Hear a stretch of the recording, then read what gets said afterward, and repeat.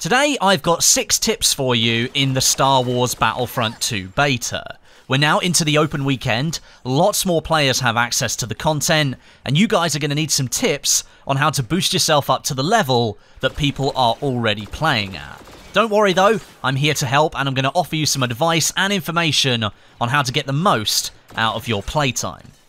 Tip number 1 focuses on credits, which are extremely important in Battlefront 2. The more credits you earn, the more crates you can open, meaning you get more items and crafting parts for your trooper classes, vehicles, and heroes.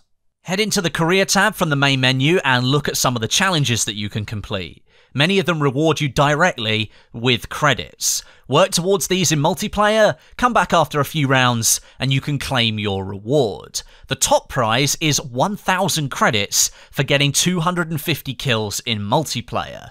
That's enough to buy a crate outright.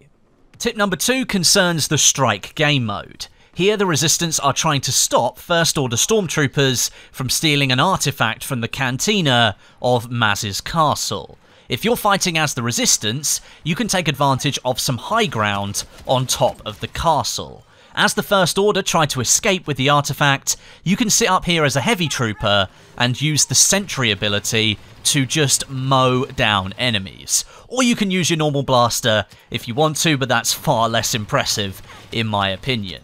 Grabbing those extra kills and battle points will mean you can rank up your trooper classes faster, that unlocks more star card slots, and it gives you the chance to spawn back in as a reinforcement character like the Wookiee warrior or the jump trooper.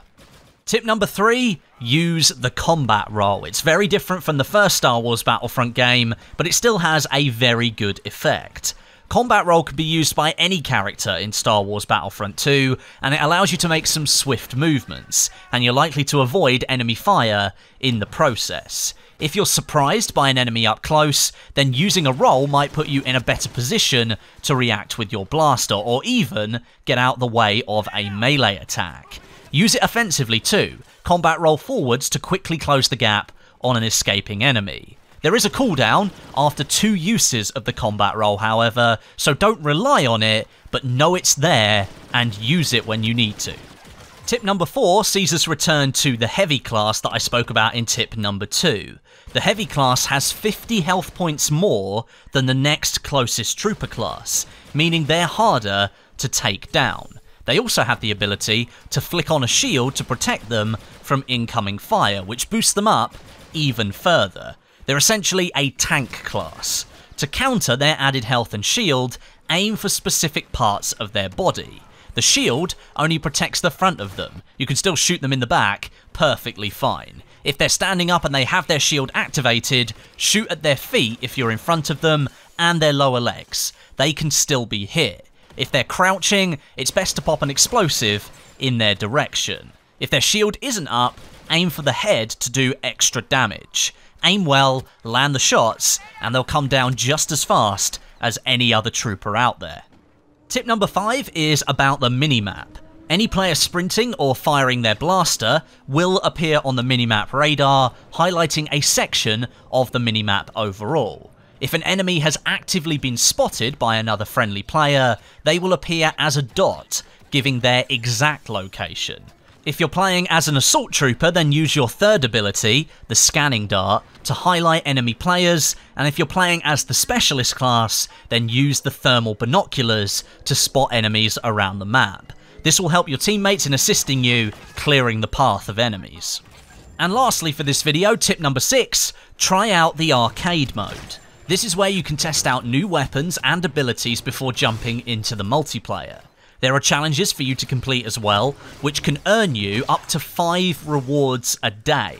Each completed scenario in arcade awards you 300 credits, and if you do 5 scenarios a day, you can earn an extra 1,500 credits every day to open up new crates with. Also, log in every day and you'll get a free crate as well. Crates for everyone in the Battlefront 2 beta. Most importantly for you guys though, if you're interested in Star Wars Battlefront 2, then this weekend is your chance to experience the game without having to pay for it. It's free, so you've got no reason not to download it, and it includes just a slice of all the different types of content the game will have when it releases. Jump in for a few games and you'll learn a lot more about if you want to buy this game or not than simply sitting here and watching this video. But thanks very much for watching anyway, I do appreciate it. Have fun out there this weekend, leave me some comments down below and drop a like if you enjoyed this video. But until next time, my name is Westie, and I'll catch you guys in the next video.